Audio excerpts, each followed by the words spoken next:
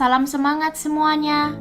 Pada video sebelumnya, kalian telah mempelajari bagaimana organisasi dapat memberikan intervensi pada level individual, kelompok, dan organisasi dengan menggunakan Human Process Intervention. Intervensi-intervensi yang digunakan menyasar pada individu atau sekelompok individu untuk dapat mengenal diri, mengenal rekan kerja, dan mengenal organisasinya dengan baik. Hal ini tentunya membantu setiap individu untuk dapat memberikan yang terbaik bagi kelompok dan organisasi tempatnya bekerja. Setelah mempelajari Human Process Intervention, video kali ini akan menjelaskan tentang Human Resource Intervention.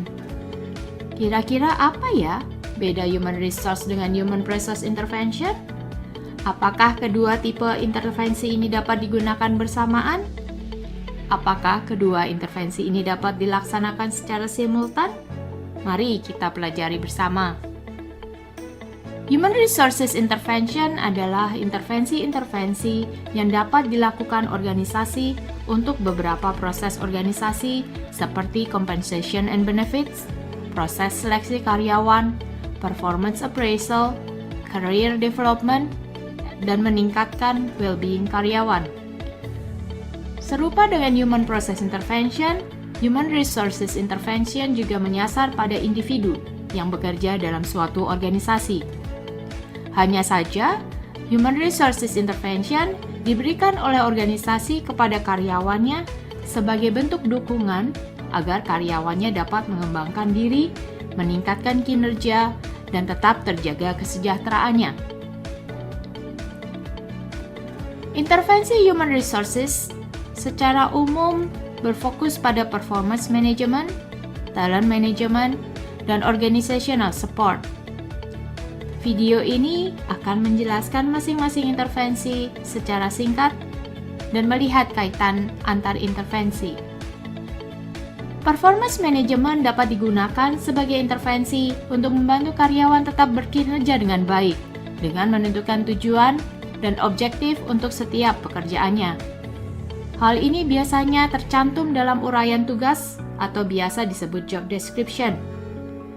Tugas dan kewajiban yang harus dilakukan oleh seorang karyawan dapat ditetapkan agar jelas dan menantang, juga sesuai dengan tujuan organisasi.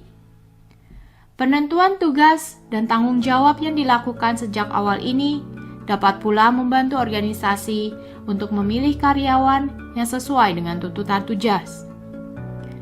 Karenanya, pelaksanaan analisa jabatan sangat diperlukan untuk pelaksanaan performance management ini. Pada pelaksanaannya, performance management dapat dilakukan dengan beberapa cara. Salah satunya adalah manajemen by objectives. Manajemen by objective ini memberikan kesempatan kepada karyawan untuk mengatur sendiri pekerjaannya, asalkan pekerjaannya dapat diselesaikan tepat waktu dan sesuai dengan apa yang diharapkan. Selain menentukan tugas, tanggung jawab, dan tujuan suatu pekerjaan, performance management juga menggunakan proses penilaian kerja atau performance appraisal. Dengan menggunakan performance appraisal ini, organisasi dapat menilai kinerja setiap karyawan secara objektif. Biasanya dilakukan secara 360 derajat, di mana seorang karyawan dinilai kinerjanya oleh atasan, rekan kerja, dan juga bawahannya.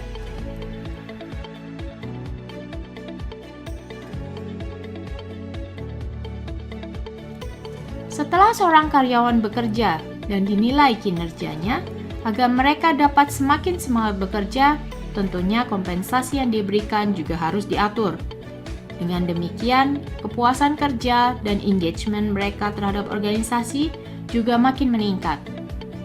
Baik goal setting, performance appraisal, dan kompensasi biasanya berjalan berkesinambungan. Hal ini penting agar karyawan merasa bahwa organisasi memberikan dukungannya. Setelah seorang karyawan bekerja di suatu organisasi, tentunya keterampilan, pengetahuan, dan kemampuannya mengerjakan pekerjaan sudah terasah dengan baik. Apalagi bila ia adalah seorang karyawan yang berkinerja sangat baik. Untuk itu, tentunya organisasi harus dapat mempertahankan karyawan tersebut dengan cara terus memberikan dukungan.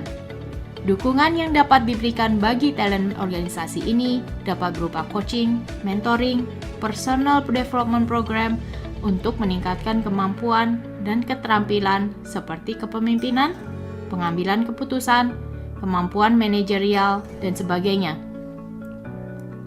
Selain intervensi di atas, organisasi juga dapat memberikan rancangan karir dan pengembangan yang jelas, sehingga karyawan dapat meningkatkan jenjang karirnya dengan baik.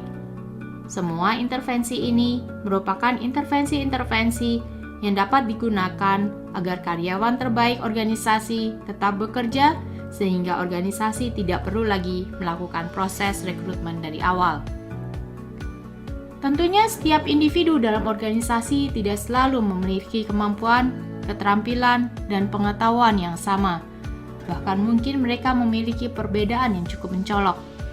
Perbedaan ini biasanya dalam bentuk perbedaan usia, jenis kelamin, minat, kepribadian, dan lain-lain.